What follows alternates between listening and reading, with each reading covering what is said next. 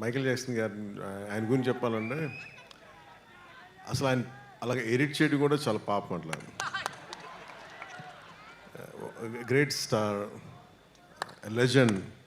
ఆ లెజెండ్ అలా కూర్చోబెట్టి నన్ను పెట్టడం ఒక మైకేల్ జాక్సన్ అభిమానిగా చాలా నా జీవితంలో నేను పిచ్చిగా ఆరాధించింది Al Pacino, Hollywood actor Al పచినో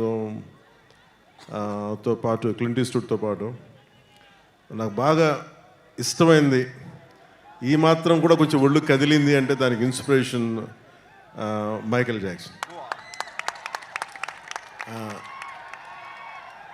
ఆయన చనిపోయినప్పుడు నిజంగా నా కన్నీళ్ళు వచ్చినాయి, బాధ వచ్చింది.